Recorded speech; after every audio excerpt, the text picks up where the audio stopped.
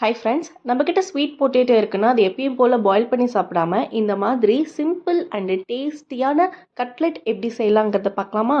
இது வந்துட்டு sweet potato cutlet எப்படி செய்யலான்னு பார்க்கலாம். ஃபஸ்ட்டு நான் ஒரு 3 ஸ்வீட் பொட்டேட்டோவை வாஷ் பண்ணி அறுத்து நான் குக்கரில் வந்துட்டு நல்லா வேக வச்சுட்டேன். தென் கட்லெட்டுக்கு தேவையானதெல்லாம் வந்துட்டு சாப் பண்ண ஸ்டார்ட் பண்ணிட்டேன்.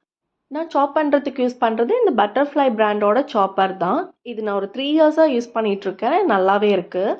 தென் பாயில்டு ஸ்வீட் பொட்டேட்டோவை ஸ்மாஷ் பண்ணிவிட்டு சாப் பண்ணி வச்சுருக்க பூண்டு, வெங்காயம், கொஞ்சோண்டு மஞ்சத்தூள், மிளகாத்தூள், கொஞ்சம் கறி மசாலா ஆட் பண்ணிக்கிறேன். அதுக்கப்புறம் கரம் மசாலா கொஞ்சோண்டு நான் ஆட் பண்ணி கார்ன்ஃப்ளவர் 2 ஸ்பூன் ஆட் பண்ணிக்கிட்டு அரிசி மாவும் 2 ஸ்பூன் வந்துட்டு ஆட் பண்ணிக்கிறேன். அப்போ தான் நம்ம கிறிஸ்பினஸ்க்காக நான் அரிசி மாவை ஆட் பண்ணிக்கிறேன்.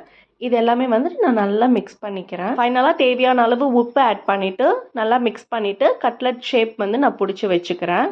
நம்மளுக்கு எந்த ஷேப் பிடிக்குதோ அந்த ஷேப்பில் நம்ம பிடிச்சிக்கலாம். நான் ரவுண்டு, ஸ்கொயர், ட்ரையாங்கிள் கூட நான் ட்ரை பண்ணினேன். ஏன்னா பாப்பாவுக்கு டிஃப்ரெண்ட்டாக செஞ்சு கொடுக்கறதுக்காக நான் அந்த மாதிரி கூட நான் ட்ரை பண்ணி நான் வச்சிட்ருந்தேன். பாப்பாவும் என் பக்கத்துலேயே இருந்து நான் என்ன பண்ணுறேன்னு பார்த்துட்டு இருந்தா. ஃபைனலாக ஒரு பேனில் நம்மளுக்கு தேவையான அளவு ஆயில் ஊற்றிட்டு நம்ம ரவுண்ட் பண்ணி வச்சுருக்க கட்லெட் எல்லாத்தையும் எடுத்து நான் போட்டு ஃப்ரை பண்ணி எடுத்துக்கிறேன். ஆயில் வந்துட்டு ஒரு மீடியம் ஃப்ளேமில் வச்சே நம்ம வந்துட்டு ஃப்ரை பண்ணி எடுக்கலாம். பிகாஸ் லோ ஃப்ளேமில் வச்சு ஆயில் ரொம்ப நம்மளுக்கு பிடிக்குது. ஸோ அவ்வளோதான், நம்ம ஸ்வீட் பொட்டேட்டோ வச்சு ஒரு சிம்பிள் அண்ட் டேஸ்டியான கட்லெட் வந்துட்டு செஞ்சாச்சு. நாளைக்கு இன்னொரு இன்ட்ரெஸ்டிங்கான vlogல பார்க்கலாம். Bye bye. தேங்க்யூ ஃபார் வாட்சிங்.